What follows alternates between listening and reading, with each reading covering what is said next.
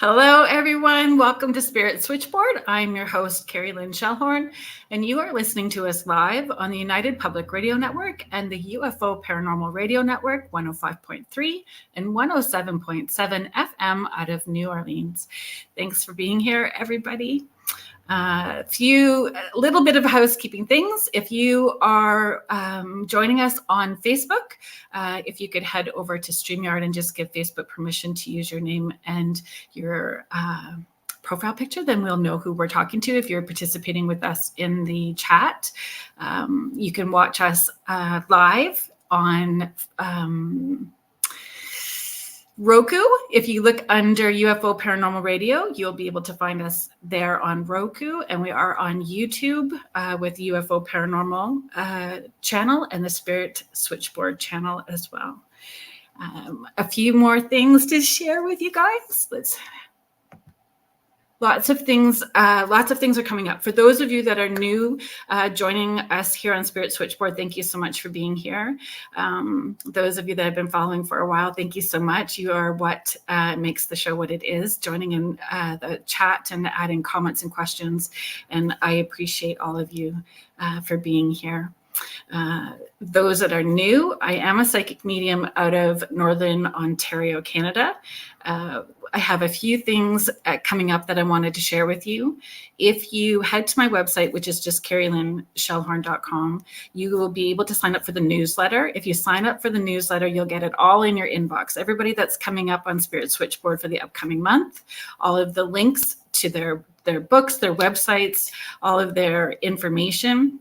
You'll be get the heads up to any of the events that I have coming up. And we've added some new ones in the last 2 days that I haven't talked about publicly. So in the next few days, there'll be some announcements of new events that are coming up. I have an event. I'm really excited about this because Laura Lee Potvin, who's also a host here on UPRN with the Angel Rock on Mondays and the Thing at the Foot of the Bed with David Hansel on Thursdays. She is going to be presenting as well too at the Lake Superior Paracon. Jeff Belanger is going to be there. Shane Pittman. It's the guys from the Paranormal Voice, Dale Quigley and Michael John. There's just going to be a stacked weekend. If you get your all-day pass, I'll be giving messages at Spirits and Sweets on the Sunday as well too that you can do as an add-on. Hi, Jackie, Michelle, Joanne, Michelle and Julie, Contessa. It's really good to see all of you guys here today. Tomorrow, if you head over to the Paranormal Voice, the Windsor's Own on YouTube and follow them on YouTube, we are doing a special it's so stacked with people from the paranormal community from noon until I think that I'm close to the last guest, so 5:30, 6 o'clock.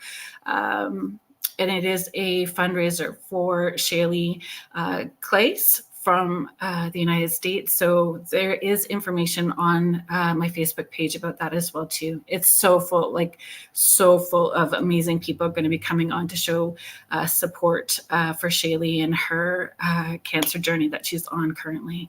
And you know, we've all been affected by cancer, and her family is very supportive within the paranormal community, and we just like to show support for her and her family and what they're going through right now. Hi, Heather. Oh, hi. So Pamela Noon from Sarnia. I was just in Sarnia working. Right, let me get to my guest. I'm really anxious to bring him on and get this conversation going because I know that you guys have been eager to be a part of this. Today's guest is Dr. Scott Guerin. The driving force behind Dr. Scott Guerin's life has been his passion for unraveling the mysteries of God, universe, and the source, and the intricate tapestry of their relationship with humanity. A distinguished author, educator, and retired healthcare professional, Scott is committed to the exploration of spiritual development. Please welcome to the show, Scott Guerin. Hello, Carolyn. Thank you for having me. Oh, great introduction. I'm excited about talking about angels, quite a bit actually, because I find there's this wibbly wobbly line that's getting less wibbly wobbly, and it being acceptable to talk about angels a little more out loud, a little more publicly, and moving it from being attached to a specific organized religion and dogma into something much bigger. And I remember, like, I grew up in Northern Ontario, and there was no like we went to a community hall for Sunday school, and it was, you know, we sang songs and we did plays at all the holidays for all of, like, I don't know, 6 different communities, right? Gathered all at this one little hall. And that was my, I don't know, my taste of religion, except if I spent a night at a friend's house. So I went to a Baptist church once, and I left crying to my aunt's house because it was it was loud.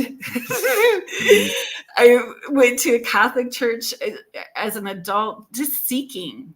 And then when I had my kids were talking about angels, and I had never talked about them.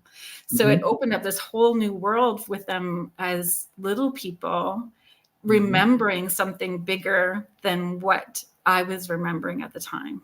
Yeah. Well, you know, a lot of people are interested in angels now because they're safer, in a sense, you know, as people are moving from organized religion or discovering a spirituality within their religion. You know, it's free of all the dogma and, you know, in some cases judgmental, you know, messages and stuff. So it's safer, and I think that's part of the movement. Yeah, I as a single person who talks to people that are crossed over full time as a career, it's very hard to date. And I had a date with this fellow who came only to tell me that I was cursed 10 generations back by God on the father's side. Wow. It was like I said to him, I was really horrified at the beginning. And then I think I recovered really quickly. And I said, thank you. You can go home and pray for me. And it's how great that you spent like an hour and a half of your time just to come all this way and tell me. Yeah. Wow. It's crazy how fixed those belief systems can be, and how it really is life altering when you start pulling it apart and seeing from like an emotionally detached, not charged point of view, and seeing with that inside spiritual eye at the bigger picture and the connection of it. Yeah. Like a good friend of mine read my book, and he's an engineer. He kind of comes through things like, you know, practically and stuff. And he goes, I don't believe in angels because they're not scientifically validated and proven, you know, to be true. Now, I knew he was a Catholic, and pretty committed Catholic. So I said, really, you need to have scientific proof. He goes, absolutely. I said, yet you believe in the virgin birth, resurrection, and forgiveness of sins. Yeah. He goes, without scientific proof. I'm like, well, yeah, but that's different. You know, so it's like that type of, I don't like getting into those types of conversations, but that one was kind of, it's thrust upon me. Yeah. And I find it's, I don't know, it is life-changing when you allow yourself into that, and however you need to get there. For me, looking at angels, I saw them no different than I saw spirit guides. It was all part of this different dimensional realm and different layers of those different dimensional places. And if I was leaning in and it felt like a warm blanket out of the dryer that you're wrapped in, it makes it feel light and expansive, then you're heading in the right direction. How could that be steering you wrong? I mean, if it helps, I have kind of like a model of how things are kind of organized, you know, in that sense, as far as angels go. Could you start with sharing how you had that interaction with your pastor that sort of led everything? Yeah. So the what happened was when I was very young, a young teenager, I just was fascinated with God, the spirit, what's going on out there. I was always asking questions about, to myself, about life and things like that. And then we were going to a Lutheran church, our family. And in the Lutheran church, you have confirmation classes, which is grade 7 and grade 8. And my siblings told me that, in grade, they're all older. In grade 7 is intro type of things, and then in grade 8, you have to take sermon notes and hand them in. But I was so into it, I started taking notes, sermon notes in grade 7. So, a year earlier. And even though I was a horrible student, like in general back then, I was so fascinated. I wanted to know, I wanted to know everything. So I took down notes, I filed them away. And then the next year came along where we had to submit them in. And I noticed, like after about the third week, like, wait a minute, this looks familiar. So I went back and looked at my notes and like, wow, this was the same sermon he gave last year about this time. And so, I was like, well, there must be some profound reason. Like maybe we didn't get it and God told him, like, you have to tell them again, or maybe there was new people in that had to happen. There must be something because there had, something godly. So I got the nerve after a few weeks because I was a kid and he was this larger than life figure, very kind, but he always had a stoic look to himself and walking around. And I got him after a service where he's like shaking hands with everybody. And I said, Pastor, I noticed that you repeated sermons from last year. And I just wanted to know why, like, how did this come to be? And he put his hand on my shoulder and he said, Scott, this is a tough job. and that, for me, my world just cracked in half. So there's God, my path to God, my only known path to God is, treating it like a job. And I saw, kind of the man behind the curtain type of thing. And from then on, that's when my journey started. Absolutely. And so it started there. Then my family went into the conservative Christian born again movement, and I looking for answers and looking for a connection, because that's the introduction to that movement is to have a personal relationship with Jesus. So I'm like, I'm all in, I'm with the connection. And then, after a few years, I kind of noticed, that it was a kind of a contained box, and, there was conditions, to that. And then I left to go to Presbyterian church, and that was a little bit better because it's not so heavy-handed. But all in. I was elder, taught Sunday school for 25 years, for 15 years. And then at that same time, my life was kind of falling apart personally. We had 3 kids, but we ended up in divorce. And I was at, just rock bottom. And I said, praying to God, like, hey, I'm a freaking elder. Like these things shouldn't happen. I shouldn't feel this way. I should be supported and all that.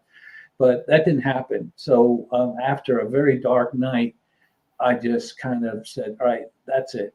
F religion. I'm going to delve into psychology and find the answers there. So that's when and just like all, prior experiences with religions, speaking spirit, I did the same thing in psychology, trying to find out, how do we learn? How do we learn about God? How do we grow? How do we comprehend things outside of ourselves? Those types of things. So the coursework was human development, where we got into all different ways, humans develop from, all the different established theories. But every time I could, I would try and plug in spiritual development. How does the spiritual development component align in or fit in with known, theories of human development? And so that's kind of how my path went into psychology. And then a few number of years after that, I was concentrating in meditation techniques. And then a year and a half ago, I got involved with this book, our Looking for Angels book with my co-author Nichole Bigley, and then which is she's an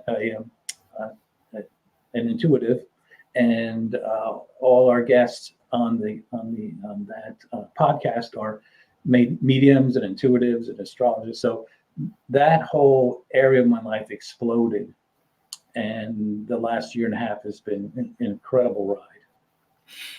Do you find it's like the little opening up to that puzzle piece that's sort of been missing? Because I find when I'm connecting, whether it's angels coming through, spirit guides, people that are crossed over in spirit, the responses that I get back from people who have been going to grief counseling, to therapy, always say that's the puzzle piece that's helped put all of the other stuff into perspective, is that spiritual piece. I think not connected to religion, a specific religion, but just that spiritual piece, and having that connection and learning that they can lean in and feel those signs and synchronicities coming from their loved ones, so they don't feel so disconnected.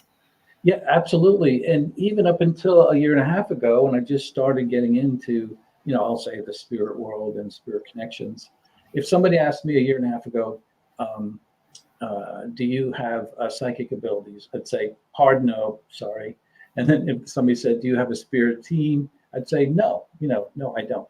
But in learning how to ask, and learning how to expect, and learning how to look for answers, trust, all of that trust, absolutely, that is what opened up the door. And it started with a spirit animal that I asked for. I read an article, you can ask for a spirit animal. Like, okay, I'll ask for one. And the next morning, Shira appears, and she's my leopard that's with me in my mind's eye, very real since then. And then since then, other members of my spirit team have made an appearance, I'll say, for lack of better words. And so, like, absolutely. I find my interactions that I've had with angels specifically were so impactful. And I find from personal experience and observation and I've been doing this work full time, just over 17 years now, full time. Wow. So people want their loved ones in spirit, but when they turn to angels, it's really in that moment of needing hope. Like they just need something to ground them and give them hope. And when they come in, it's powerful. Like when angels come in, it's especially archangels. Like I'm always like, are you sure you know what you're asking for? Because it's going to be big, powerful, and you better be ready. Because it moves you forward. It propels you forward. And once you get going forward, there's no backpedaling. Yes, that's it. And I learned along the way, to set energetic boundaries. Like I don't want 10-foot anything appearing in my bedroom at night, at least right now. So I just say, please help me, expand my understanding and involvement. But I'd rather not be, startled at this point. So, and I'm kind of hedging on that a little bit now. Like, I think I'm ready for a greater experience. Because we have free will, so we're able to. Yes. I think that people forget what free will is actually about. So they think, okay, I'm having a connection and it's a gift.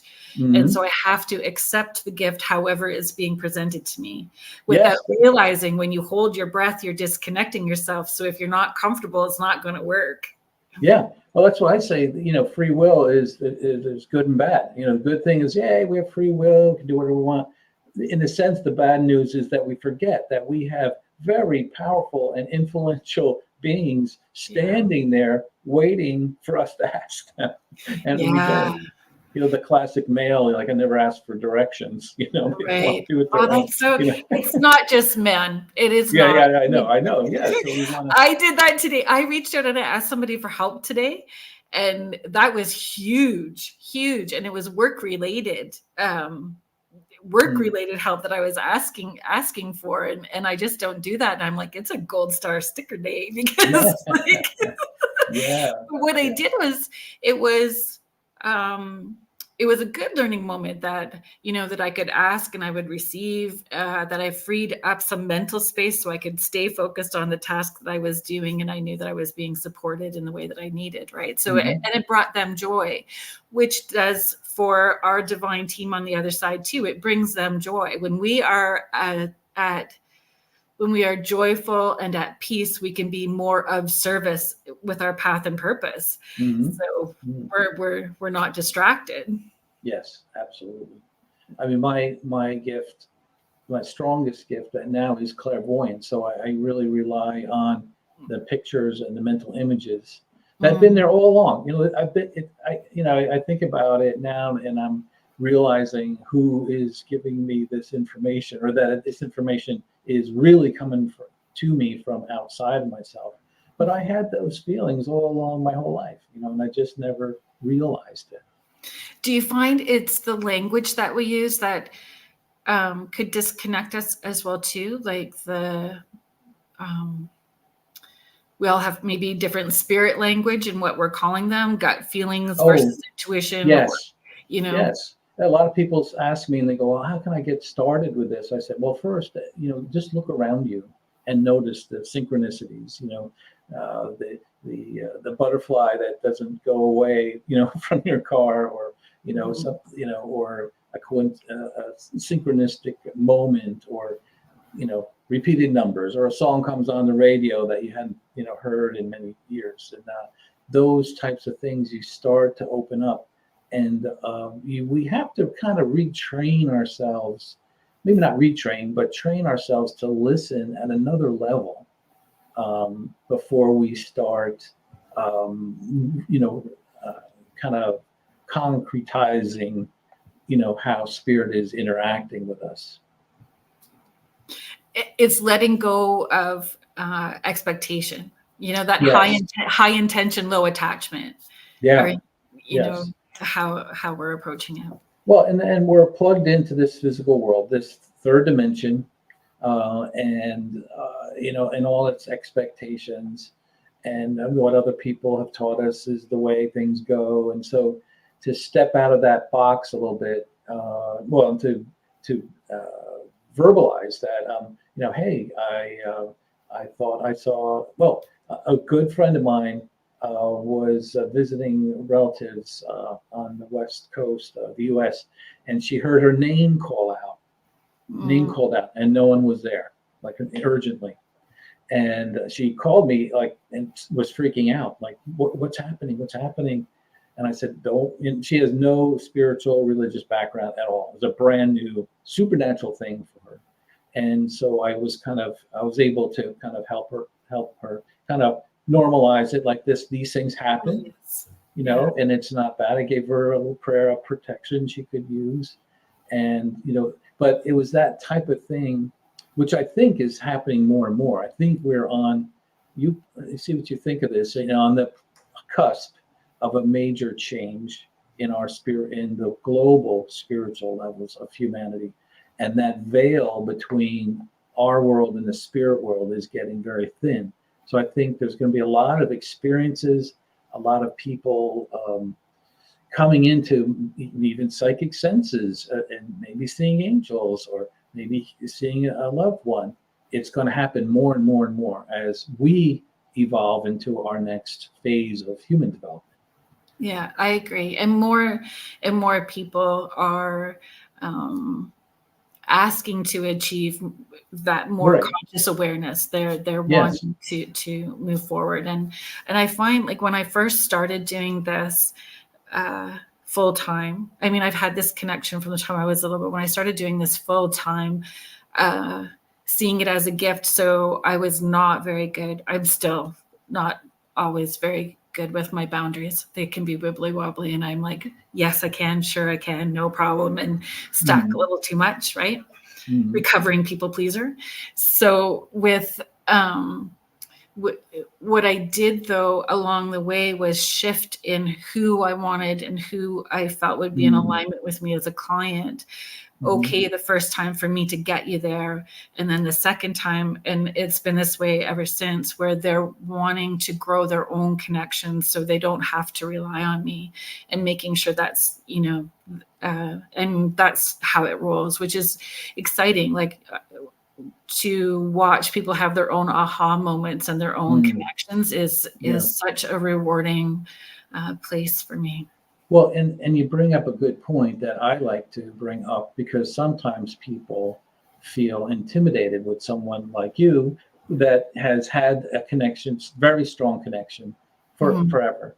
And what I say is that there are three ways we can get to a robust connection with spirit. One is that you're born that way, like yourself, like co-author of the book, Nichole Bigley is one also. Even before she was born, she has those memories. So that's one way. The second way is trauma, unfortunately. A lot of people that go through severe trauma have, and they go through an awakening. And then the third is what I say, the rest of us, that we can learn. And that was the biggest holdout for me. It's like, I'd hear like Carolyn Mikes, right? The famous medical intuitive, and at the end of every session, she'd say, everyone has this ability. Everyone, shut up. I don't have a bone in my body that can do that. But now, after some digging in, I took a mediumship course, and you do some digging on your own, and you trust, and you ask, and you wait, and it's just unbelievable. It's unbelievable. I feel that's a big part for people to recognize, is the letting go. The more you're in a non-thinking mode and you're just, doing the things that bring you joy and fueling your spirit up, those aha moments just plop into your thoughts, and it's easier to feel or see the signs. When you're really hanging on tight, waiting for it to come, you just start creating a block for yourself. You're holding your breath and you're not at ease, right? And, sadly, I think that a lot of people would say that when they first are getting into this, if they brought it up to their friends and family, they wouldn't be welcomed in open arms. Like, oh, really, Scott, you really spoke to our, wrestling coach in high school that passed in 2015, or they just give you the side eye, like, oh, yeah. And then you just have to go with that, and just say, this is more important than my aligning with their, limiting perspectives. And I find when we take accountability and we really step in our power and our truth, then we start mirroring that gift to other people, that they can do the same. Yes. Inevitably, somebody will pull you aside in the corner at that party and go, hey, I got an angel story for you too. Yeah. Like, everybody's got a story, but they just don't necessarily say it out loud. And Carolyn, I say this a lot, is that I feel that that's what my purpose in life is to have, to be a bridge, to help people make those steps, just like I was in for so many years, to take that next step and say, it's okay. One time my mom, when she was alive, she came to my house, and I had this small kind of shelf in the library, and I have like books like, Ram Dass and Eckhart Tolle and spiritual leaders, and all this, and Wayne Dyer and all that. And she looks at it, she goes, I go, you see anything there you like, Mom? She goes, Scott, I kind of think you're going to go to hell. I'm like, Mom, I'm not. What? And she said, yeah, these are things that we never really talked about in our churches. And I'm like, Mom, I'm not going to go to hell. I promise you, I'm not going to go to hell. And she says, okay, all right, I'm not going to ask you any more questions. So it's fascinating. My grandmother, my mom's mom, went to a German-speaking Lutheran church. So they were yes, stalwart, yeah, yes. And my mom's best friend, my mother's best friend, was the Baptist church secretary. Oh boy, you got both angles there, man. My grandmother's hairstylist was a Jehovah's Witness lady. Oh, geez. So there's a no there too. But I just always, like, I have found all of those people who had that religious background here, when they pass, they come through in sessions all the time. I've had a Baptist minister come through apologizing to me for having preached for 40 years that I would be talking to the devil, Oh, like, boy. or doing devil's work. So I don't have that chip on my shoulder as much as I did before, because I have had these beautiful experiences of seeing through someone who's passed, seeing through their eyes, being in their body through their eyes at their time of death, and seeing what happens for them on the other side. Through, you know, it's and feeling like that's home. Right. Oh, I love that. I just heard it. Rumi's quote: "We're all walking each other home." Mm-hmm. You know, I was like, what a wonderful way to look at it. You know, gently. Some people don't want to go home. You know, they don't want to walk with you. I'm like, no. Yeah. Others get it. Like, yeah. And if we are looking at that collective consciousness of one, we've all agreed to be here with every other person on this planet. Yeah. We have all agreed to be here at this point in time. So, you know, even those people who may be frustrating to us, seeing from an emotionally detached, spiritual point of view, that we did agree to be here with those people, right? Michelle is just asking, how do we make it easier to have a more open dialogue with each other about angels' experiences, or searching for answers, perhaps? Well, I mean, you know, like any conversation, you can only manage your side of the road. You know, you can't control what other people are going, you know, their biases or their, you know, positive or negative. So you have to kind of look at it that way. And then certainly no judgment. I mean, anytime you go to anyone and say, I've got something better than I thought I had, and, you know, a lot of people just become defensive. You know, I say I'm a vegetarian, and people who eat meat, they start just getting defensive. So if you say, you know, I've made a connection with the spirit world more than I ever thought, you know, they're defensive. So I think part of it is to understand where they're coming from, and very gently say, you know, you don't have to believe this. I'm not saying you have to, but this is my experience, and kind of go along that way is the best way. And be honest in yourself, and they'll see it, you know. So, yeah, I think making the interaction non-judgmental, just experiential from your heart, and that's all we can do. Yeah. Can I add? Are you okay? Sure. If I add to that? Oh, yeah, absolutely. I always encourage people to remember, like, when we're on that path, we're very focused that we have a divine team, and we have a team of angels, and we have this bigger that's collected to all that is the same as us. So remembering that those people who are not in that place of remembering that they too have that divine team. So asking your higher self and divine team to talk to their higher self and divine team, and when they're ready, put those signs in place for them to be open to more of a conversation, or asking what they're scared of and what do they need to not be scared, and can love bring that to them, and not worrying about hearing a response, just putting it out to that higher self as well too.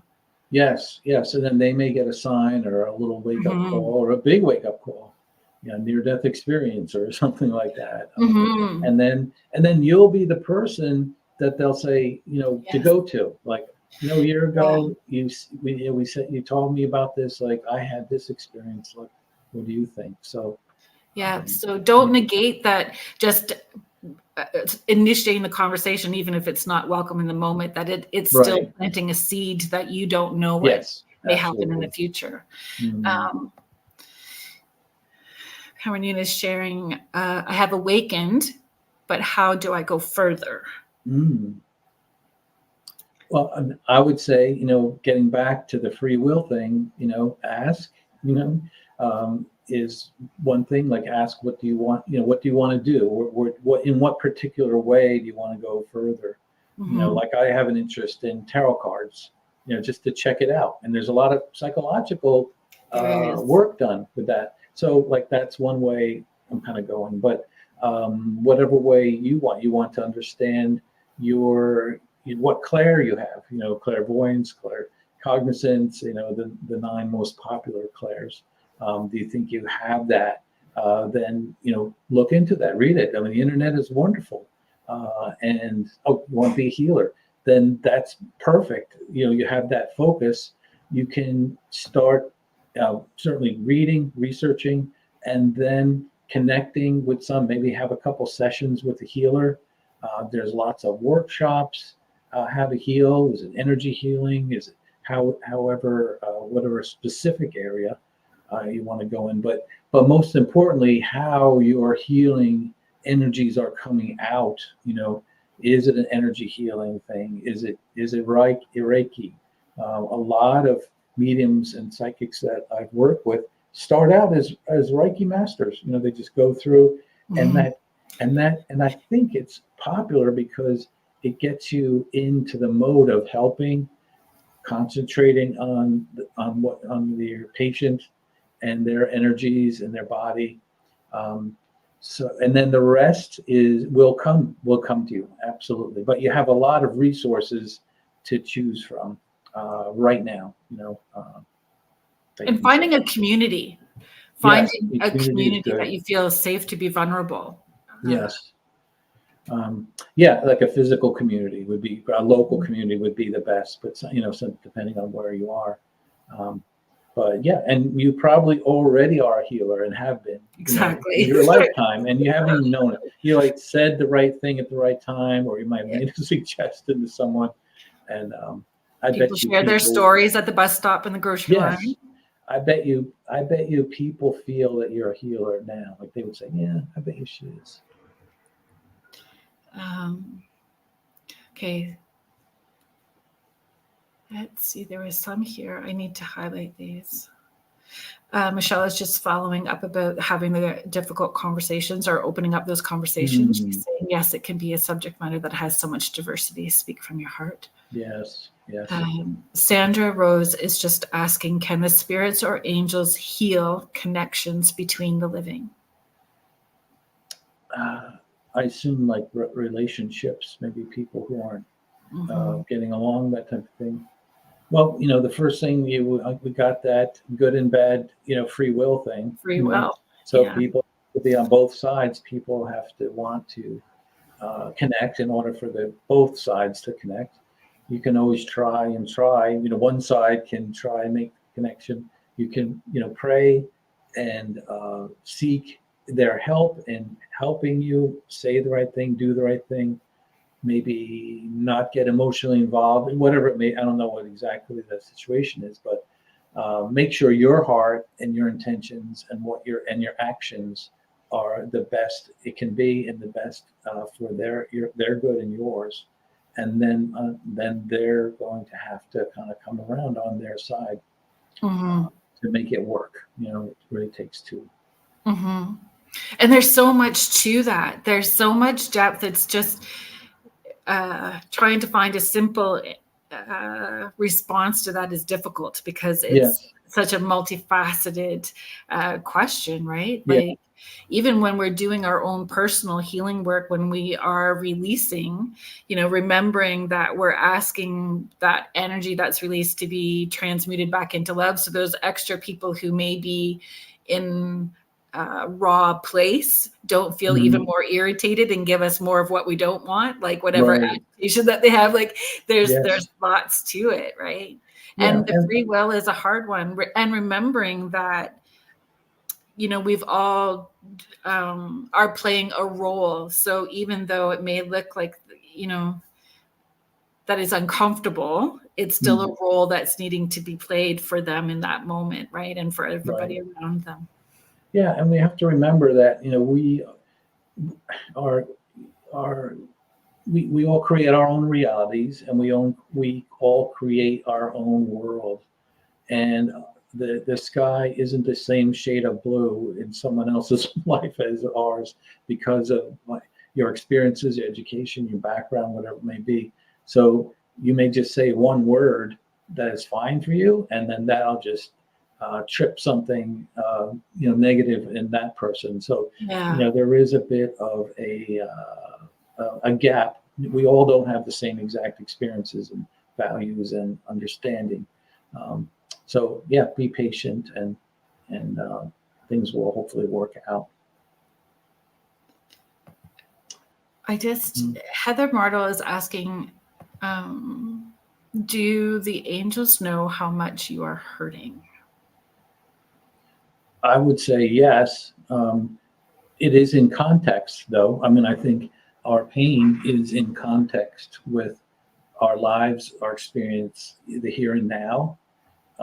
So they may be able, what I believe they're able to perceive is also the bigger picture, and so, but they can't come down and say, like, look, this is really nothing, it's going to pass. That doesn't help. I say they hold the book of like the choose your own adventure of Carrie Lynn's life story, and they're waiting to see if you're choosing page 32 or 89. Yes. Yeah, and who knows, you may have, and this is always a little tricky, but you may have chosen a path of pain, and that's a lesson that you need to learn. I'm not saying that's true for everyone, but they certainly will help you wherever you want to go. If you want to get out of that, they will help. You have to ask, and you have to expect and trust, like you mentioned. So yes, absolutely. How do you feel media has influenced our perspective and how we perceive angels? Well, waxes and wanes. I mean, media in general is so far removed from reality on so many aspects, but certainly the movies and Della Reese. She would be yes. my first angel memory of seeing anything on TV about angels. Yeah. So we have to kind of look through that. I mean, people have to fill box office sales and things like that, so they make things dramatic.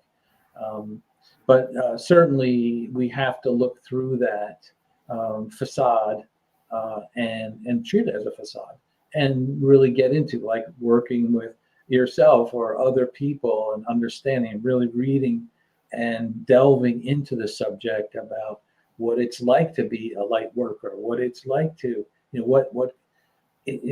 just understanding that spirit is not judgmental is almost impossible, like growing up without really having to experience it. Many angel stories that I'm most impressed with are the ones where someone hears something and they go into another room and they just see a glowing light. Maybe it's blue, maybe it's Archangel Michael. Who knows? It's not a figure, it's just a light. And for about 15 seconds, they experience unconditional love. Yes. And it blows them away. It changes their life because we don't have it in this world, very often. There are people certainly that are loving, but not on a regular basis, that's for sure.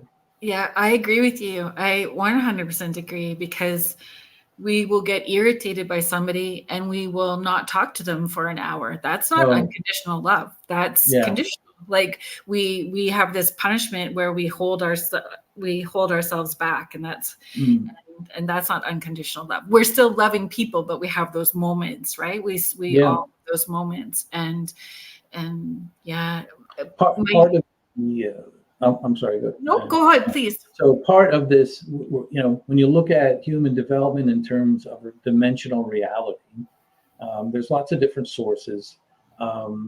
Many of them are non-physical sources that let us know about these things. But most agree that the level we're in now is a physical dimension, physicality. And the couple of characteristics, one is that there is a me, not me. There's a duality there. And so that duality sets up judgment, right off the bat. And there's some other things as well. But when we move into the fourth dimension, which I think is where our planet is moving, that idea of duality disappears. And we start seeing that, we are connected. And when we do send a missile into a town, we're killing ourselves. So it's those types of ideas that will become more like, oh, I get it now. Mhm. and then hence the judgment will fade away. Is on the way to fading away. Put it that way. My youngest kiddo, when he was small, like 3, which is very big, like between the age 2 and 3, they really do have a lot of stories and connections that come out about the other Yeah, side. yeah. And he was 3, and I was having a lot of back pain that day, and I was laying down, and he came up behind me, and he's like, "It's okay." Oh my gosh, he just had the cutest little voice too, like a pin little person voice. "It's okay, Mama. I know what to do." And he clapped his hands, and he rubbed them, Whoa. and then he held them out, and he was doing like Reiki energy, but I had not at that point, taken a course to do this. Neither one of you knew what was going on. Didn't talk to him about angels, didn't do any of this Yeah. stuff, but he was doing it. I could feel that energy coming from him and healing my back, or I wasn't feeling that pain anymore. And I'm like, "Hey, little man, how'd you learn how to do that?" And what I asked him was, "How do you know where to move the pain from my back? How do you know?" And he just kept doing it. And he's a kid that's kind of stoic. He's got a little bit of that, German feel to him. And he's like, "Archangel Michael takes it away." Like I was the dumbest mother in the world. Like, what do you mean you don't? Course, I'm here to help you remember. Are you not catching up with me yet? Yeah. That's where we were at. And his experiences were like that. And I remember calling a friend and crying, like, "This dude picked me to be his mom. I don't know if he knew what he was doing." Be sure you got the right address. Yeah, but even but it was great, because at that point in time, I was really kind of coming out of that witchy woo closet and letting people know, okay, I've had this ability for a very long time. And I felt it was important for me to step into on a louder public please to support these kiddos, because my kiddos were having all of these same experiences that I did with no support. And I wanted them to feel like it was safe in our home to talk about it, have it, experience it. And so I started my journey with a parenting radio show for parenting kids that were having experiences, and that's where we came. But it's powerful. It's powerful when they remember. When I was researching the book, I have a chapter on psychological perspectives of angels. And in that I have, and I believe the number is 38% of children between ages of 6 and 12 have invisible friends that are, very real to them. And the parents are kind of startled that they have this dialogue with something that's not there. And I mean, personally, I believe very much that they are interacting with the spiritual world.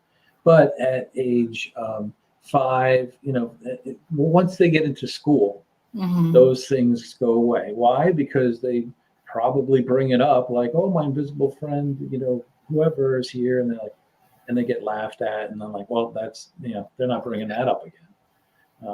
But in you have a wonderful perspective on it, that if parents did that and encourage it, if their child says, "I have an invisible friend," nurture it and go with it, and and so that's what I think should happen. And I find it helps the parents remember the time that they too had their imaginary friend when they were, and it helps trigger, so that it helps elevate that collective consciousness of one in community within it, and expands that community. Hi, Paranormal Theory. Thanks for being here. Thanks for being here. I was pretty excited when I saw that you were going to be with Rhonda on her show. Oh, right. Oh, cool. Pam is just sharing, "I felt the warmth from my friend who passed. It was beautiful." Yeah. And there's a lightness and an expansiveness to it. And home, that's the word that I always come back to, like a home feeling when you are connected to them in a way that we don't experience here. Yeah, a lot of times I'll ask, like, how do you know and I'm like, okay, suppose the proverbial you hit, there's a noise downstairs. You in the middle of the night go down and there's a being there. And then so what is it? Is it an angel? Is it a past loved one? Is it a extraterrestrial? or what I say, was it too much vodka from the night before? Right. But and then how do you know? And then that's really it, is to be able to uh, develop your senses, to be able to discern, and understand what the difference, like you saying, archangel feels different than guardian angel, feels different than a loved one. And and thank you for saying that, by the way. The person who I have a connection with now, that is the feeling I get, is home, even though he wasn't a family member, but you get that feel of home. Um, and then I don't know what your take is on ETs and how this fits in with this or doesn't, but it does. It does. Okay. That's it's a slightly different feeling as well. Yeah. My dear friend, Deborah Morse, is sharing felt in the heart rather than in the mind. Yes. And that's what I encourage people to, is you're moving out of your thinking and into your feeling. And the more that you can switch that language to, I feel this is happening, I feel this, it's easier to lean in when those things that are outside of the normal are happening, right? And the names, people get very caught up with wanting to name what they are feeling from the other side. But just like with your friend, you probably recognized your friend with the vibration and feel of your friend before you had a name to your friend, because you recognize that vibration. So the more that we play in that realm, the more we can identify by the vibration without needing a label. Yeah, that's a great way to put it. From the people who really have presented these models of dimensional reality, the fourth dimension, language goes away, and it's all telepathy and feeling. And at the same time, when people say, like, how do I know if this is a thing, if what this person said to me was correct, they go to have a reading, and I said, it rings true to you, like it. And that, again, that's the feeling. And so we're kind of trained not to trust our feelings, but it's really counterintuitive to not trust. We have to learn to let go, trust, and go with things. Yeah.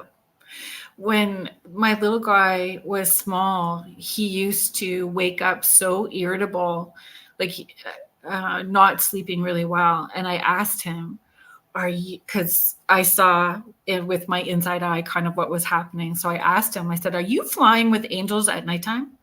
And he's like, yes, the grandma is there. And I'm like, okay. So so then our bedtime routine included saying, there is no astral traveling, there is no nighttime traveling, there's no downloads, no talking to angels, because you during the work week need to sleep and rested so that you're okay in the morning, that we all get along. I need to like you in the morning. Yes. So if we're going to do any of this kind of work we're going to do it on a Friday night and a Saturday night. And that's what you tell them. You're not allowed to bug me at this time. We have a date with my mom on like Friday night at 10.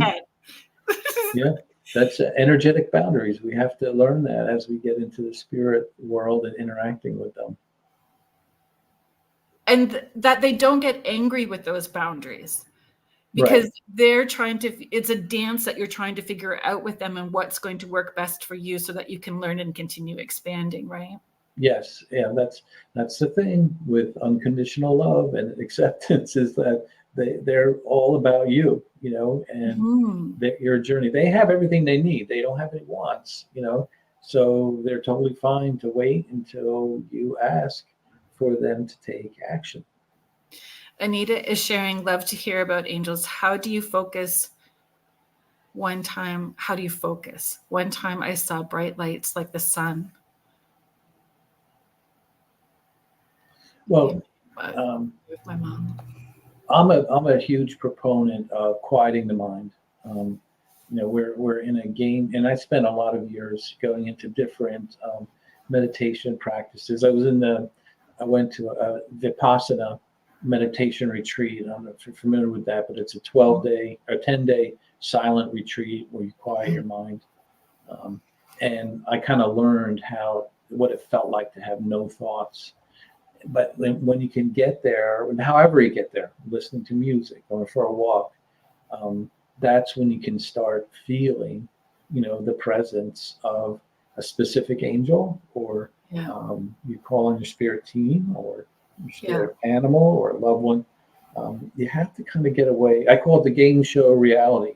Game show reality, whereas in our world now, our physical world that we're looking at now, there's buzzers and whistles and spinning dials, and we have to get behind that because it really is like the Matrix, the movie Matrix, where we have to unplug and learn to live in the spiritual world. Mm-hmm. And it really truly is that non-thinking space where that connection is going to happen, and knowing that how it works for you in this moment will grow and shift and change as your awareness and connection grows as well too. It doesn't have to stay the same the whole time. It will grow with you. Yeah, like I started scrying.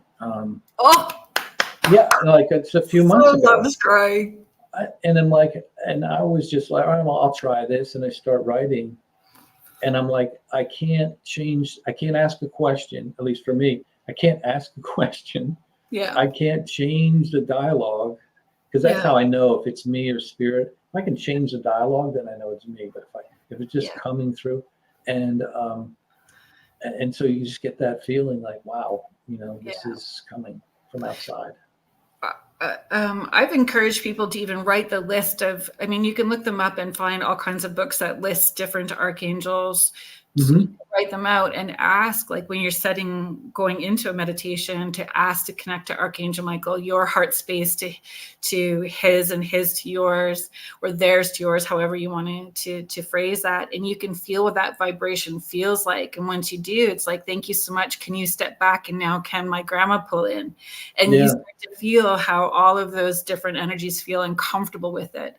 What I find, most people have a loved one. If for you, it's your friend or whoever, it's a loved one that will come in first, so you feel comfortable to allow all those other energies to come in. Can you speak to something like that? Like how to help people not be scared and opening up?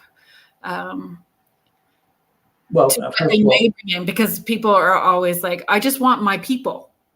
Oh, I see. Yeah. What if somebody else's people show up?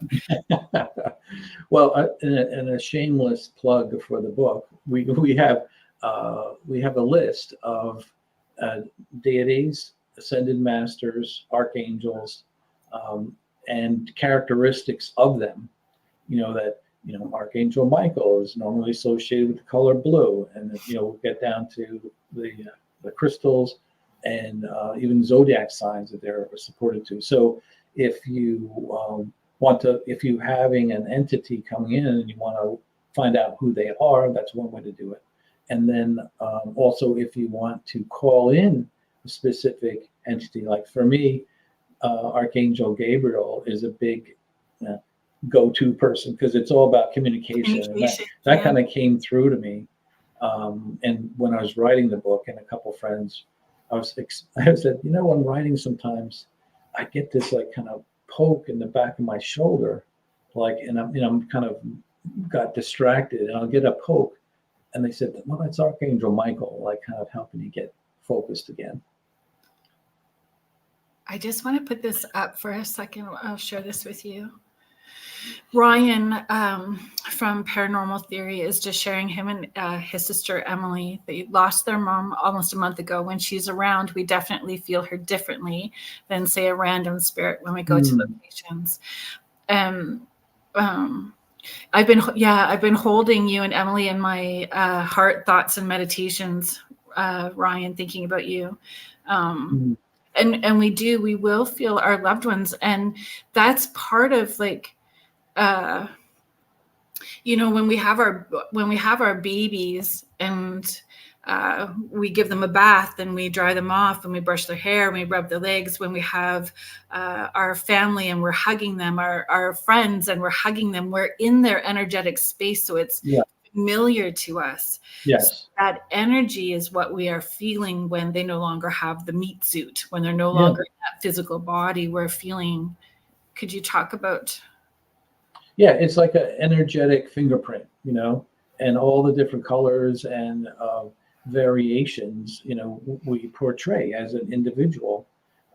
We're portraying a certain combination, say, and frequency that is, familiar, and that's what we pick up. And so when we go to a world, say the fourth dimension without words, that's how we communicate, is through feelings and thoughts directly. So you know exactly who you know more about that person than you ever have on Earth, because we're limited to our language and what they're wearing and blah blah blah blah blah. So and I find too, it's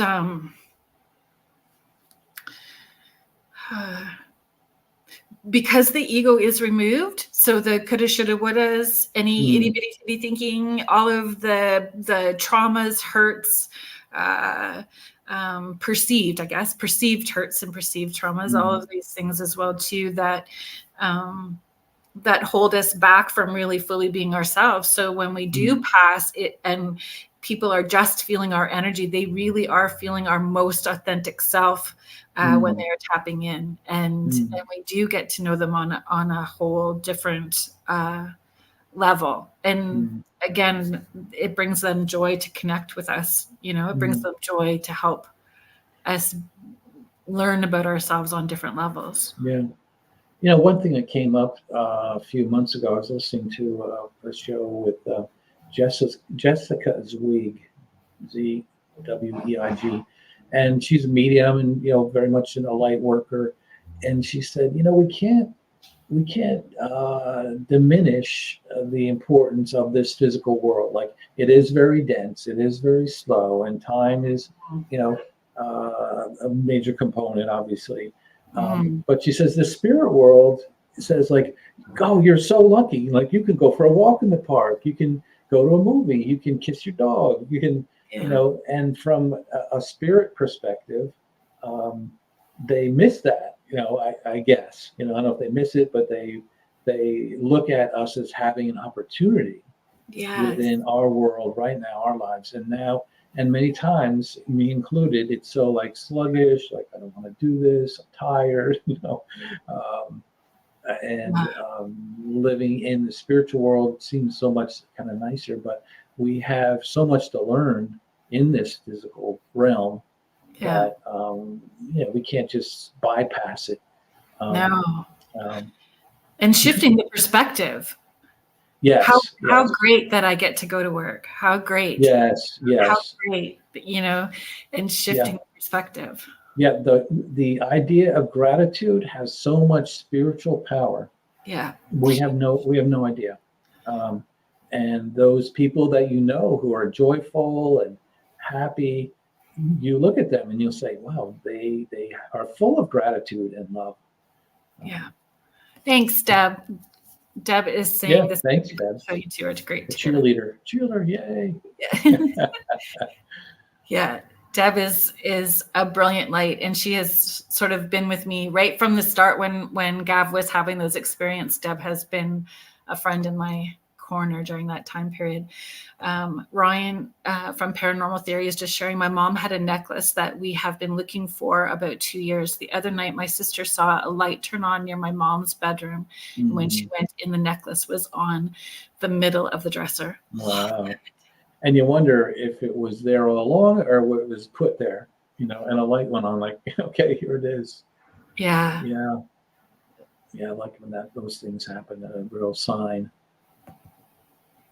And helps. And Ryan, I was thinking about that for you and Emily too, how your mom knew how much you guys were connected to the other side and investigating and for sure she will do all of the things that she can to show you, give you that evidence and make you feel connected. And that's another thing. I mean, not, I'm not in a critical way, but we all tend to think of that it's on the other side, or, it's out there. People who have died are away. They're far away, angels. No, we are multi-dimensional beings. And so the fourth dimension, fifth, sixth, seventh is all right here, right around us. Our loved ones are right here, right around us. Angels, guides, and they're not in some distant place. That's amazing, Ryan. I hope that she continues for you guys, turning on the lights, giving you signs. She's upfront about giving the signs. Yeah. So where do night terrors fit into that dimensional space? Well, that's a fascinating topic, because my oldest son experienced them when he was, I don't know, probably 7 or 8, I would think. And and he wasn't an emotional, type of kid. He was a normal kid, but whatever he was experiencing, he was witnessing something that terrified him so much. I didn't even know what to do. I mean, I thought he needed sedation or take him to a hospital. I mean, he was physically shaking because he was seeing something. And so, what is that? We don't, no one really knows. It could have been a glimpse into another reality that just freaked him out, or it could have been a harmful spirit, maybe poking its head around. Don't really know, from my perspective. I mean, see what you think, but sure. It's common, not to demean it, but it's common, with kids and having night terrors. So for whatever it is, if it's a spiritual thing, if it's just a hormonal thing, if it's just a nightmare thing, don't really know. I think the practical thing to do is to say a prayer of protection. For your son or daughter when they're having that whatever happens, he's protected for his highest and greatest good, from his angels and guides. But what's your take on that? I have 4 children. My second kiddo was the one that had all of the night terrors, and when he would explain, or when he would talk about it, for me, it felt like he was going to that place where people watch their life review. So seeing all of the things that people had done that was harmful or hurtful to other people and themselves. So I feel he was kind of in that, nighttime traveling, right? Where his spirit's doing that nighttime traveling. So again, the conversation was, you go from here to the 5th dimension and up.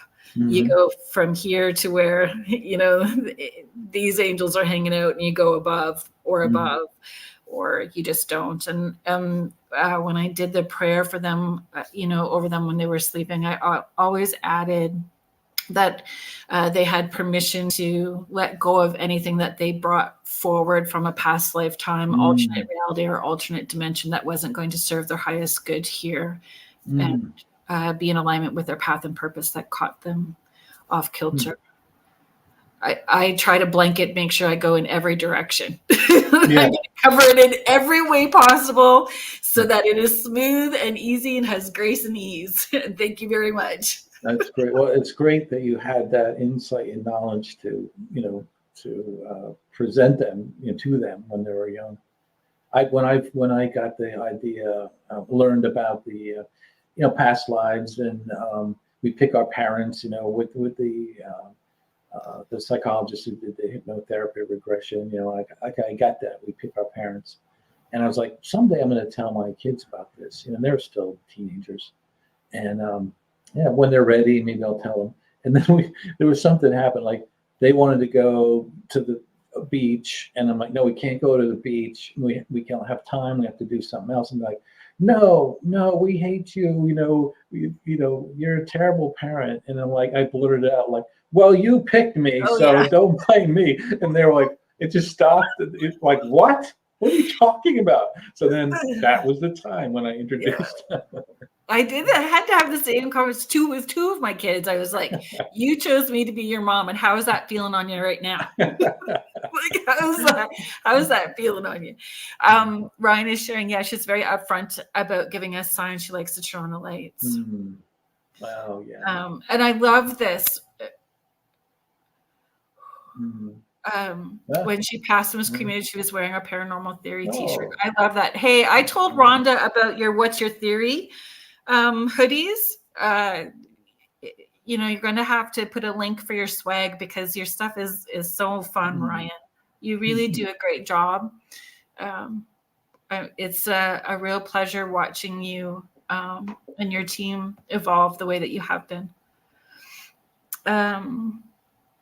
Cindy is just sharing, I was taught as a little girl how to talk to my loved ones, as I always did. Exactly. We don't have to change how we speak to them. Contessa is sharing, so what is happening when we have nightmares? Are we viewing something from others? Viewing something from others. Potential dreams are complicated. Yeah, I mean, it could be a mix. You know, it could be a remnant of the day. It could be a movie that you watched. It could be, I believe it's a very powerful way Spirit speaks to us is through our dreams. We did a research project for the book, and we asked 800 people if they believed in angels or not. And 600 of them said yes. And then out of those 600, we said, did you have a angelic experience or encounter? And 34% said yes. And then we asked, well, what was it? And the number one response was having dreams that are unlike any other dream. That's the number one response. And then the other responses were what you'd think. You know, they hear their name calling, no one's there, or having the sudden urge to stop, turn another direction. Yeah. Animals and instincts. But yeah, I think dreams are a big thing. So, and again, we don't, it's hard to say other than, lean into it, feel your way through, like you mentioned. And if it's something sinister, then you start praying, for protection. You start praying to your ascended master or deity or whoever on your spirit team that you want to intercede for that. And then, and that would take care of, in my mind, you do a prayer of protection to your spirit team that will protect you from evil spirits, from harmful people who've passed, and ETs. Well, and I think, again, it comes back to trust. And sometimes people need to have an experience that's very uncomfortable in order for them to trust and rely that we do have this divine team. We do have these people, to open up to the spirit realm and connect with ascended masters, different deities, angels, really knowing that your divine team, even if you're not sure who they are, will be there to help you. So if you say, I need my angels to intervene now, they will. You just have to say, I need you now. Yeah. And they will intervene. Yeah. Tansy's asking, is there a reason why some folks are not chosen to be parents? Are those lessons that are individual for each person? Well, sometimes it's not about, if you believe that your higher self planned out, you also chose that path, not that you weren't chosen to. And I find people who don't have biological children tend to nurture many, many people. Oh, right. Still have that mothering or parental nurturing side that involves many people. And, the concept of, whatever it may be, you have a spirit team before we're incarnated and we, say, okay, this is what you want to learn in this coming up lifetime. And then you plan the whole thing. It sounds good. But one time when I just kind of stumbled on this and was delving into this idea, a friend of mine and I were talking, and I said, "Yeah, we all plan our lives and what we're going to experience." And I, just as I said that, I forgot. I remembered that she was abused by a family member for years when she was a little girl. Mm. And then she was shaking and she said, "You mean I planned that?" And I'm like, wow, well, that is so hard. It's so hard to just accept. So, the answer to the people who are authors of those theories say, yes, she did plan that, but you can't say that, that doesn't help at the time.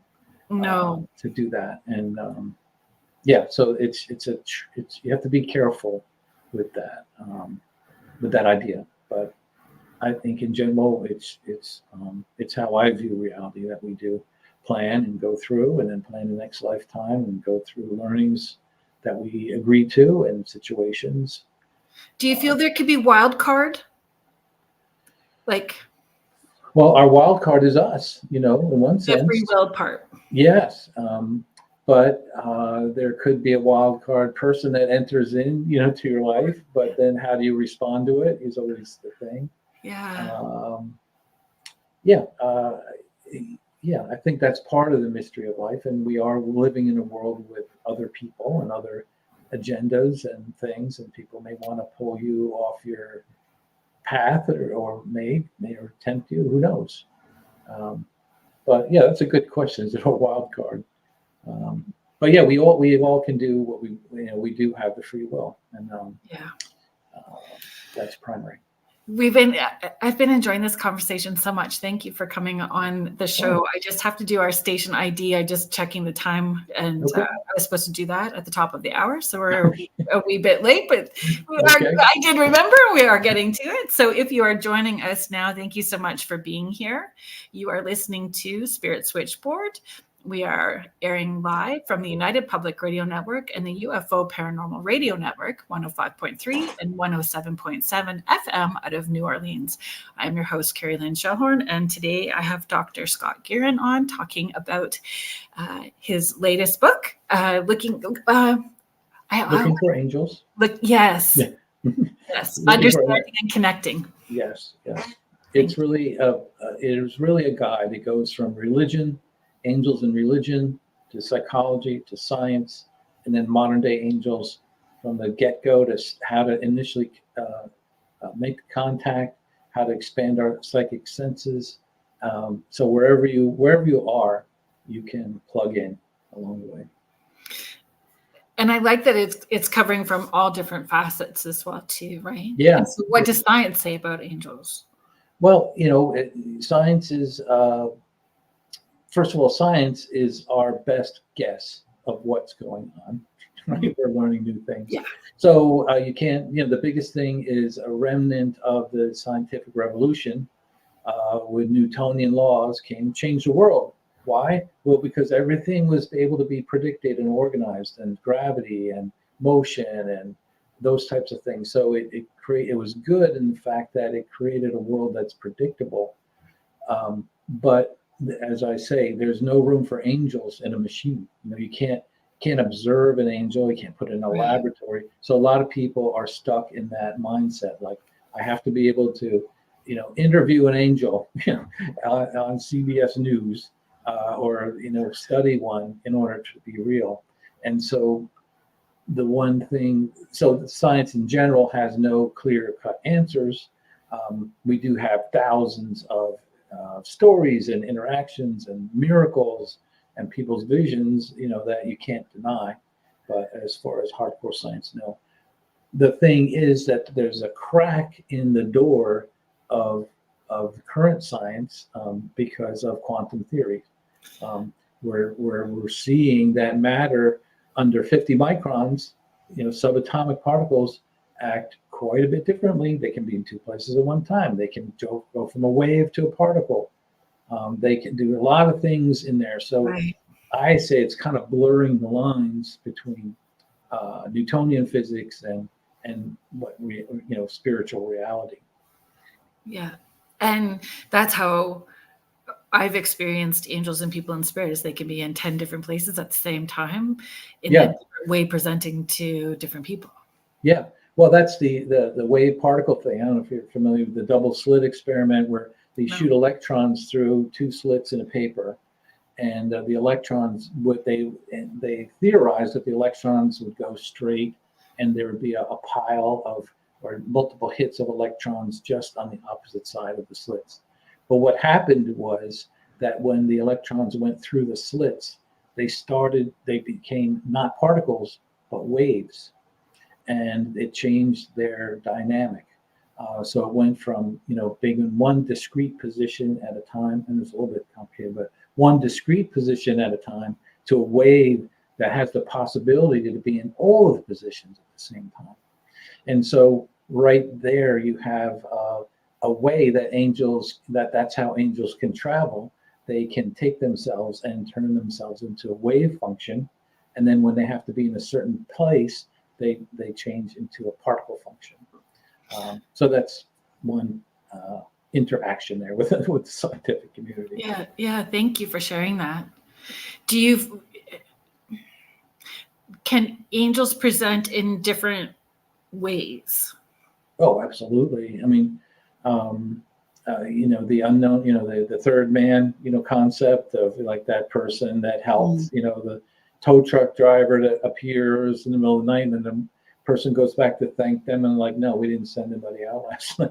Right. Those type of things. There's thousands. The phantom nurse. Yes, yeah, thousands of stories about that. So they can present, and sometimes I'll get the statement of they don't even care that about their name, because they're all for the greater good, and they're all tied into source. That it's not a big deal that it's Archangel Michael here. The big deal is that they're helping you or the situation. But certainly in different formats, and certainly in animals, can appear in different ways. Because remember, when you get out of the third dimension, a lot of stuff can happen. People and things can appear and disappear. They can appear to one person in a room when there's two people there. It's a different world. We have to at least keep our mind open that there could be a reality that's different from what we know and can feel and hear and see right now. And that we have,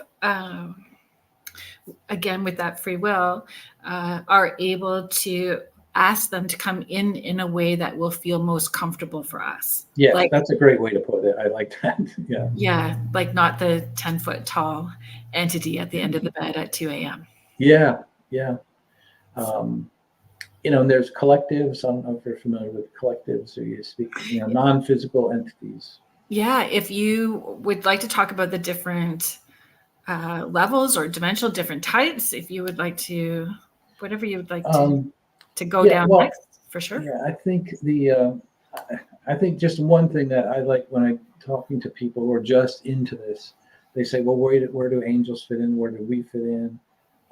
If you look at all the sacred texts in the Hebrew Bible, Christian Bible, and either Islam, which really takes a lot of the Hebrew Bible into their own, it all describes that God source, all that is when she created the universe. They created the physical universe, created humans out of themselves. So we are divine beings. But at some point, they created the angelic realm as a separate species, in a sense. They've never been incarnated. They are in lockstep with rolling out the will of all that is good and love, source. Then you have us, and then we have our brothers and sisters that don't necessarily live in another country like Africa. They may live in another part of the galaxy. And I know that's not even within mediums in the spirits world, people are still wrapping their heads around the possibility of extraterrestrials. But I think we have to address it because I think it's more prominent. But they are like us in the sense that they are created beings, and they are separate from the angelic world. But they have mastered the fourth dimension and up. So that's how they can appear and not appear and kind of move and do those types of things. So that's an important thing. And that's the fourth dimension aspect. So the fourth dimension, once you've mastered that and moved to that, then you can dip into the third dimension, as angels do, as those who passed do, those ETs can do. They come into our physical realm and can go in and out. So that's, I think, an important thing to remember, because then it explains a lot. To be honest, it's like the Occam's razor thing, that Right. if you have a lot of different theories going on, the most simple one is probably right. So it's that fourth dimension shift that is, I think, that is occurring. That will get it.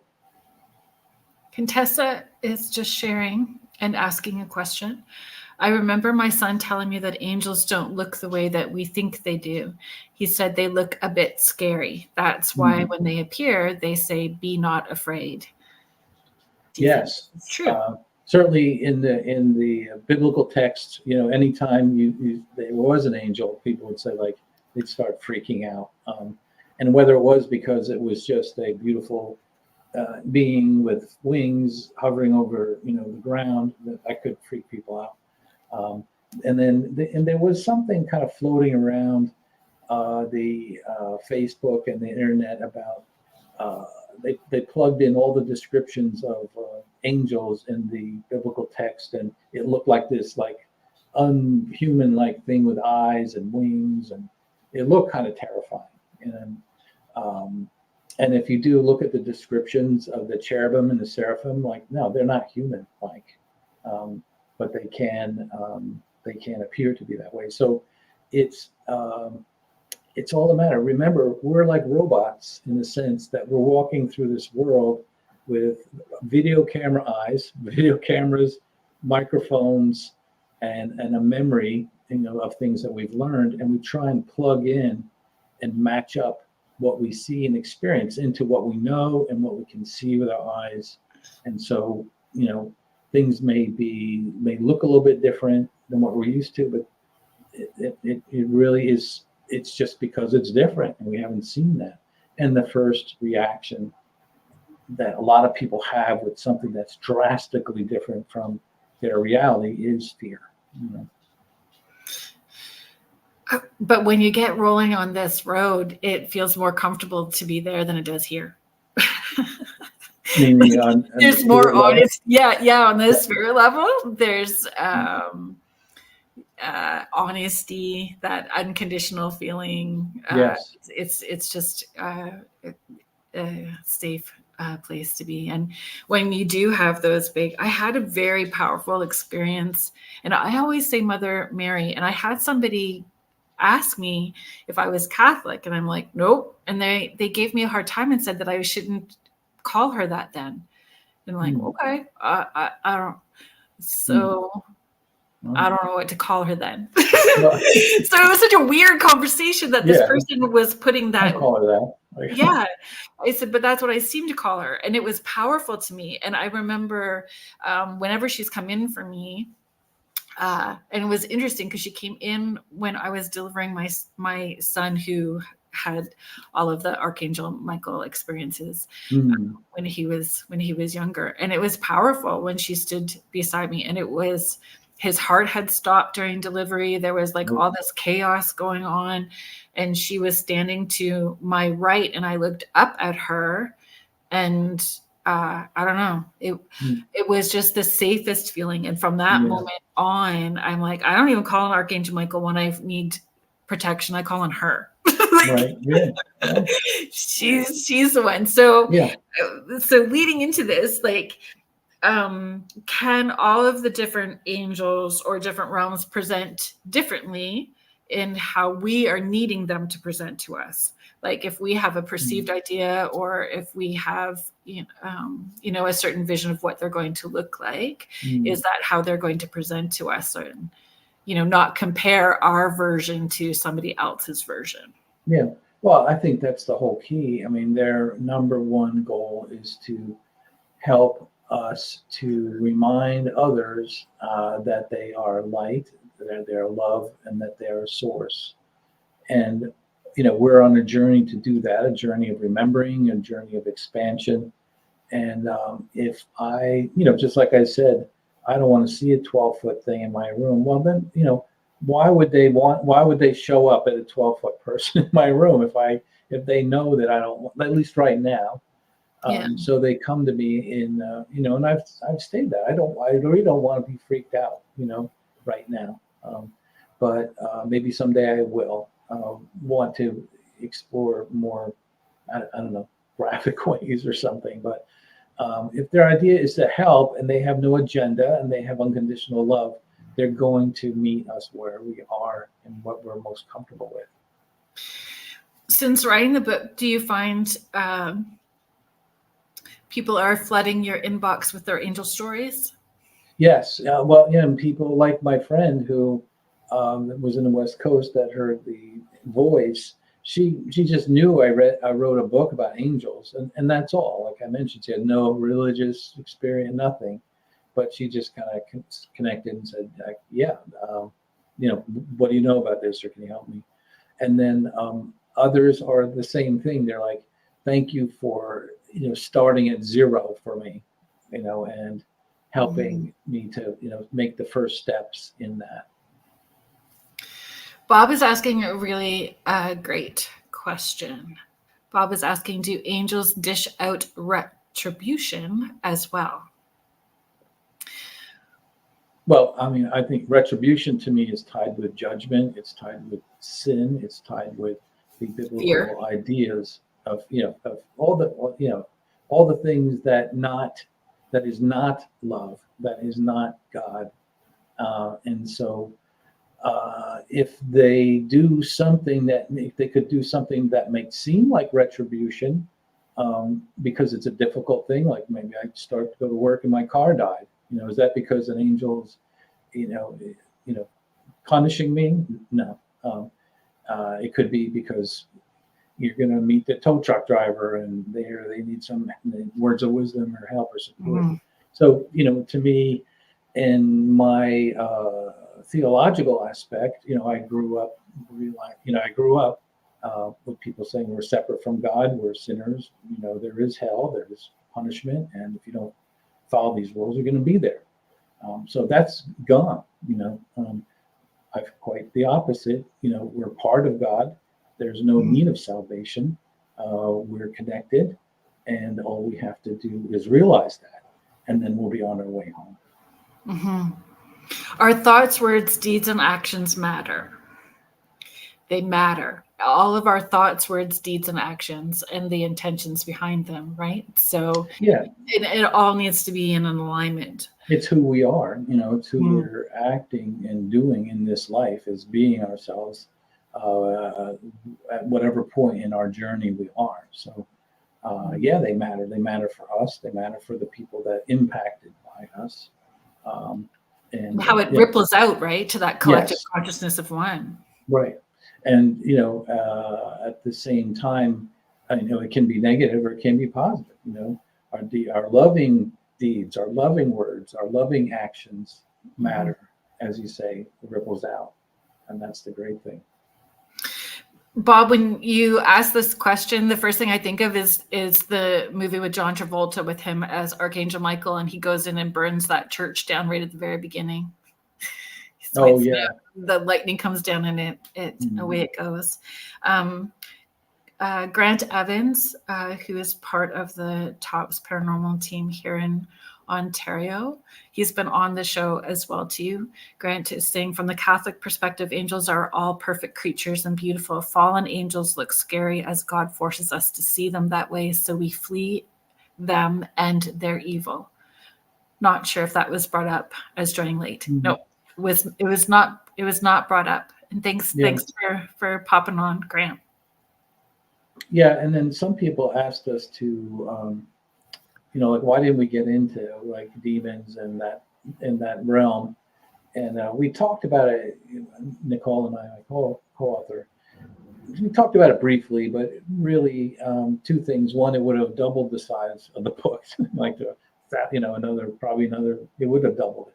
Right. And then two, we wanted to stick with light and positive and love and stick with the good guys, because that's where the whole universe is pointed to, going in that direction. yeah, are those entities out there? Absolutely. Um, but at the same time, we wanted to concentrate on the good guys. And knowing that light came first, so you Hmm. don't have to be scared of that dark if you're leaning into that. If you lean into the light and Yes. you surround yourself with that. Yes.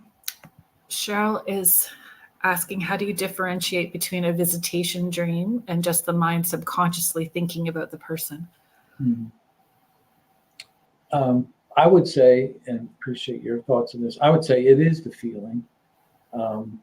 As far as, I guess a visitation dream, if what I'm thinking about is just a memory of them and a time you've had with them versus, versus the actual being, the actual person. So I think it's like, I don't know, it's hard to explain. It's like the substantive, it's the feeling of home. That's how you differentiate in my mind. Vivid. It's vividly Yes. clear. And a lot of times a dream will fade by the time you have your first coffee in the morning. So a Mhm. visitation dream where they're trying to give you a message or connect with you, you remember every single detail Yes. forever. I Mm. encourage people to write their dream out. If they feel it's a visitation dream, write it out and stick it in your sock drawer for 3 months, and then write it out again, and then compare the two. And when Yeah. all the details are the same, then you know that like you've had some kind of a visitation from their spirit in the best way that they can reach you. If you're so busy during the day, they connect with you during dream time. Yeah. It And will then never fade away. with my family member Bob, there's many times I would hear him in my mind, but he would say things that he'd normally say, like Mhm. all the years, and I'm like, okay, that's a remembrance. But when I'm in a situation and he comments on it for that situation, like addressing something that's happening now, then Yeah. like, well, okay, that's definitely not me just piecing together a memory. Does reincarnation come up for you in that, like when you were researching angels? I don't know. Becky's asking, if our soul can reincarnate, does that mean our soul can be in two realms at once, here in a new human body as well as on the other side? Wow, it's a loaded question. It is a lot. And Yeah.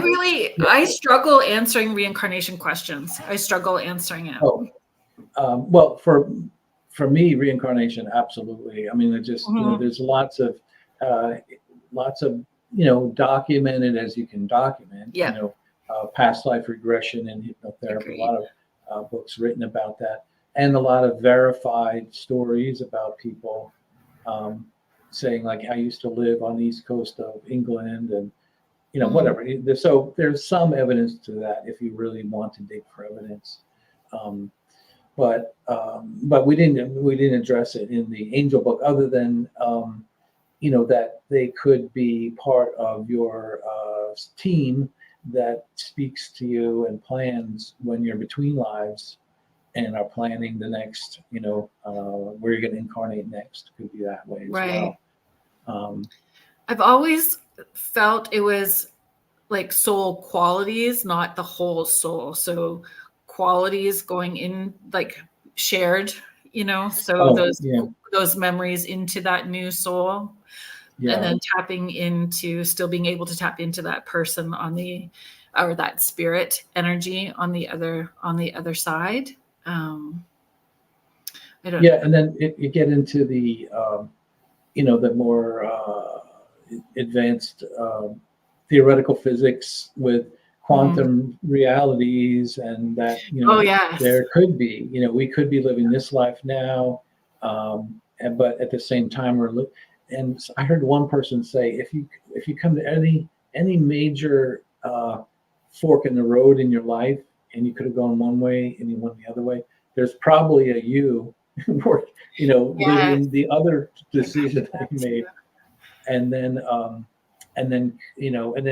that's it. Once you get out of time, once leave this physical reality, and time is one, then like time, because it's just a whole different ball game. Then And everything endless happens all at once. possibilities. So I could be experiencing, many different lifetimes at the same time. Yeah. And I'm go ahead. sorry. Here's a kicker. I just heard this the other week.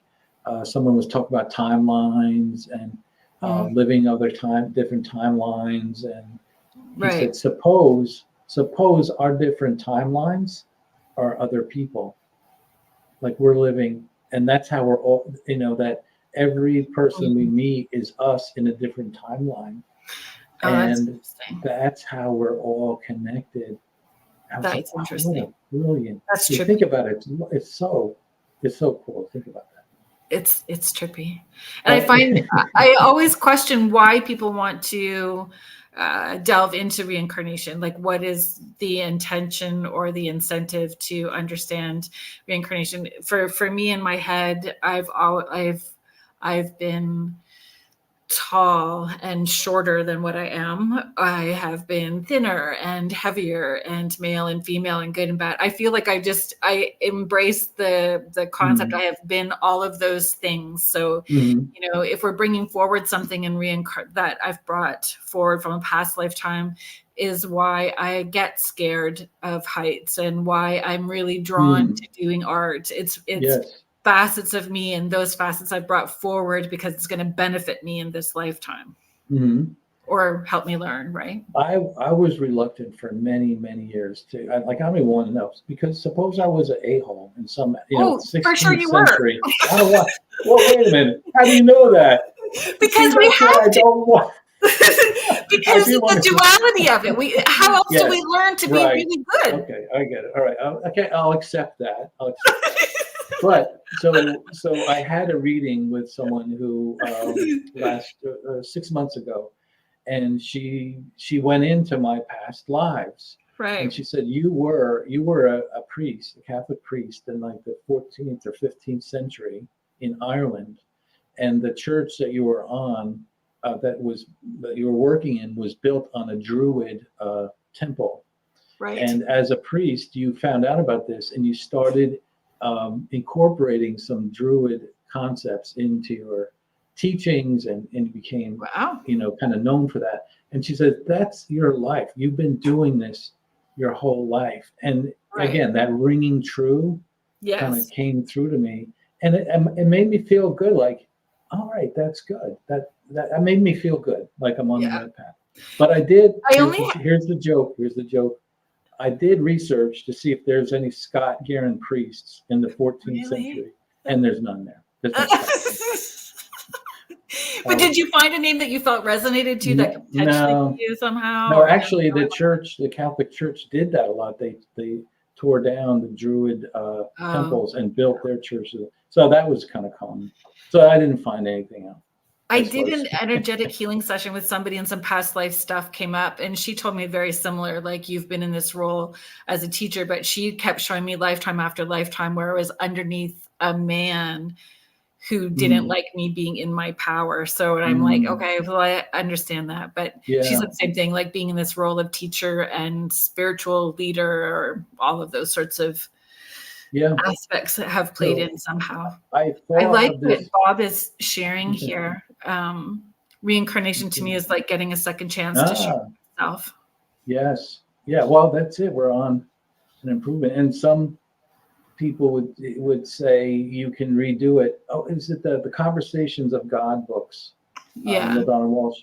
There's a comment in there, like, a lot of people want to go over. They choose to relive this past life because they want to get it better, and that's a common thing, and then at some point they're good with it, and then they go on to another scenario. But yeah, all for the better. There's a book when I'm teaching the parenting course, which I haven't done in a long time, but it's Child of Mine Know This by Rebecca White-Cotton, and it's geared for children, but Neil Donald Walsh wrote the foreword in it, and I love it. And it's that concept of, choosing your family, and we have different lifetimes together and play different roles and forget, the agreements that we've made before, and all that kind of stuff, and why we have uncomfortable situations to push us to remember the agreements. It's a great book. once said like the whole amnesia thing, like, we forget. Why don't we remember all the lifetimes? And like, well, we have to learn. What do you mean we have to learn? Like, well, suppose you wanted to learn about what it's like to have no food. And like, you can't just say like, oh, I'm not going to go down my kitchen with full of food. No, you've got to be in a place where in a situation where there's no food, no possibility of getting, you don't even know how you're going to get your next meal. That's when you know what it's like to be in that situation. And that kind of answers and segues into this question from Kathy. Do we have to reincarnate? And we have free will and we don't have to, but as a loving soul, when we are on the other side, because we're all loving, we'll go, oh, sure. Yeah. Sign me up. I'm not going back there. I'm not going back there. Okay. I'll help you to go back in there. Well, again, the conversation with, and that's all my life, but just they present the idea that we go several hundred lifetimes, and then when we finally achieve like a pure soul, a pureness, we can choose to forget everything and start from zero, or we can stay as spirit and help others along their journey. Yeah. So I mean, that's just one idea. And that concept of volunteering is in another Neil Donald Walsh book, The Little Soul in the Sun. So it's a children's parable book. So it's worth the read, because most of those children's parable books are for the adults anyway. Yeah. For us to grasp the concept as we're reading to our children. Okay, so I just need to be mindful of our time. Where can people find you? Do you have events coming up? Sure. Social media? What's happening? Yeah, the best place to find out what I'm up to is on my website, angelintraining.org. It has books and resources, and I'm just starting it. I don't know if it's going to work or not, but I have spiritual coaching offering to help people kind of make their way through things. And then I'm on Instagram, which will probably be the best way to find out where I'm going to be next. And that's Instagram, Scott Guerin, author. We're going to be at my co-author and I, Nichole, will be at the Body, Mind, Spirit celebration in Cincinnati in November, I think 14th, 15th. That'll be the last time that we're going to be there for some time, because the book will be a year old. And we have different things going on. So, but otherwise, I'm kind of doing a lot of publicity and talking, and I'll announce that and post on that on my Instagram account. Yeah. And the way to get to the book is on Amazon. We have paperback, hardcover, ebook, and audiobook, which we narrated, which was a trip and a half to do the narration. That was very hard. Or you can go to lookingforangelsbook.com to get signed copies and a gift box, or the book itself. So lots of different ways. Did I read that you consider we're all angels in training? Yes, but it's a little bit in this misnomer. I started that years ago when I wrote my first two books that depict my journey. But light workers in training. What's that? Light workers. Yeah, perfect. Yeah, because technically, as I mentioned, angels, we're a different species than angels, but we are spirit beings, we're divine, and we have a lot of work and fun ahead of us. Thank you, Jackie. Contessa. Yes, thank you, Jackie. Thanks, Contessa. Thank you, everybody, for participating in the chat and all the great questions and sharing parts of your personal journey. I appreciate you being here and creating the space. Next week, I have Kelly Harrell coming on. I hooked into her as soon as I found her website. There's a tag that she uses, and it's elder well, die well, ancestor well. And she's talking about, how we can tap into nature and understand our connection to everything that's all around us, so we can elder well and pass well, so that we can be the best ancestor in spirit for our loved ones here. So Wow. we'll be talking about her book and asking her all kinds of questions next week. So please join us. It feels like it's a great extension from what we were chatting about today with you, Scott. So thank you so much for being here, and have a good week, everybody. And we'll see you next week. All right. Thank you, Carolyn. Thank you, everyone. Appreciate it. Had a lot of fun. Good night. Good night.